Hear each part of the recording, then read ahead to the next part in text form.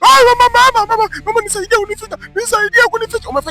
Umefanyaje wewe mtoto wewe? Nisaidie kunificha. Sasa mara ghafla watu wakaja mpira watu wawili wanamtafuta. Wewe sikia mama. Samani. Kuna mtoto mdogo tunamtafuta mwenye umri wa miaka 10. Ni kadogo hivi kayanki tunakatafuta. Umekaona? Mimi sijamuona mtoto. Kumbe yule mtoto kabisa alikuwa na mipesa kibao kule chini. Sasa yule mwamba mmoja akasema, sikia, ukituambia mtoto alipo tunakupa hizi pesa zote. Tunakupa mamilioni ya pesa, tuonyeshe huyo mtoto yuko wapi. Tunamtafuta huyo mtoto. Kumbe hawa washikaji kabisa walikuwa ni majambazi. Sasa yule mtoto alikuwa anamfukuza mpera kwa sababu zile pesa alikuwa amemsaidia dada mmoja. Sasa baada ya kumsaidia yule dada kukimbia nazo zile pesa, hawa wanangu ndio wanamtafuta sasa. Tusaidie tuonyeshe hizi pesa zote za kwako. Yupo chini. Kuangalia hayupo, maskini ya Mungu.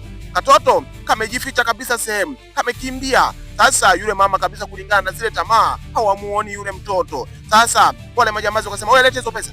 Lete pesa, sio mali yako kwa sasa hivi. Wewe muongo. Wewe tumtafute huyu mama, ni muongo huyu. Jamani, si alikuwepo hapa jamani, ameenda wapi? Mtoto alikuwepo hapa sasa hivi umesikia? Kumbe kale katoto kabisa kalikuwa kamebana kona. Sasa mara ghafla kakatokea. Dada vipi, mbona unakuwa na wenge vipi? Wewe mtoto wewe, ulienda wapi? Sikia wewe mama, mimi nimekwambia unifiche, usije ukaniumbua. Wewe nifiche. Basi sawa, mimi nitakuficha, usijali. Kumbe yule mama kabisa ni ana malengo, amuumbue kabisa huyu mtoto ili apate mapesa kibao. Yaani ni tamaa za huyu mama alizokuwa anazifanya za kumuumbua huyu mtoto ili achukue pesa kibao. Akajaribu kumficha tena. Njoo hapa nikufiche. Njoo nikufiche kwenye blanketi langu hapa, kwenye shuka langu, njoo nikufiche. Sasa alipofanya vile kabisa, akaanza kuwaita wale washikaji.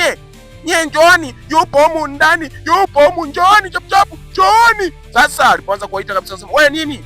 Njooni, yupo humu ndani, njooni, kimbieni, njooni. Ngoja tuone episode ya pili, mambo yatakuwaje.